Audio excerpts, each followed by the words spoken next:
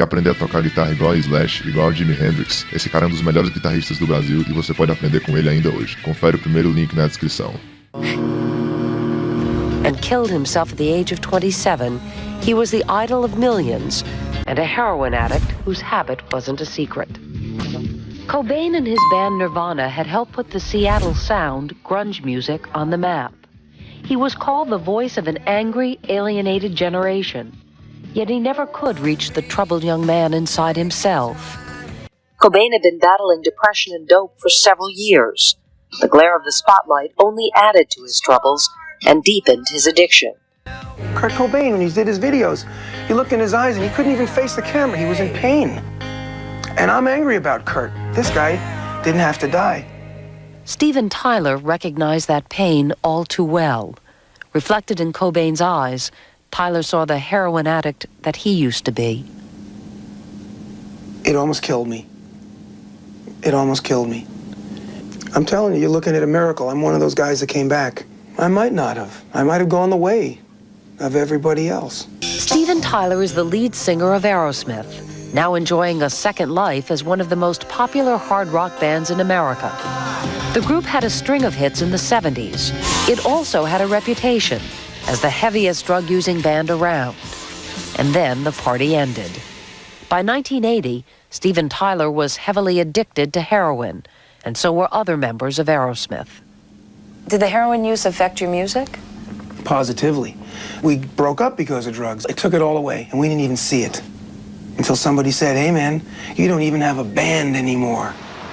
The one-time rock star soon found himself living in a rundown New York City hotel and buying heroin on the street. Several times Tyler overdosed, but even that didn't stop him from using. I thought things were okay.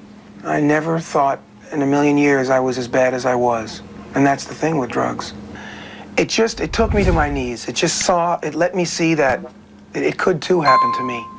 I said it cannot, and it could too, and it did. It happened to Steven Tyler. It happened to actor River Phoenix. It happened to Kurt Cobain. But it doesn't only happen to the rich and famous.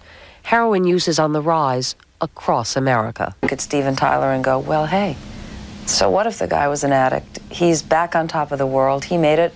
I can do the same thing. Addiction is not such a big deal. Well, if you want to go through the hell that I went through, be my guest. You may not survive, is what I would tell people. You may not make it back. In 1984, the original band members of Aerosmith reunited. Steven Tyler was still a heroin addict. The band's new manager forced him to get help. I remember calling up my manager and saying, they're brainwashing me. I was in a rehab. They're brainwashing me. They're making me change. I'm not going to be the same person. Do you want me to be here? I'm not going to be able to write songs. Steven was wrong. When he got out of rehab, he began attending Narcotics Anonymous meetings and writing the music that would put Aerosmith back on top of the charts. They recently signed a $30 million record deal, and this time, Steven could truly appreciate it. He's been clean and sober for 8 years.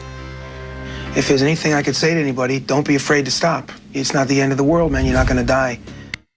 Kurt Cobain ended his life before he had a chance to find that out. Days before his death, family and friends tried to force him to get help.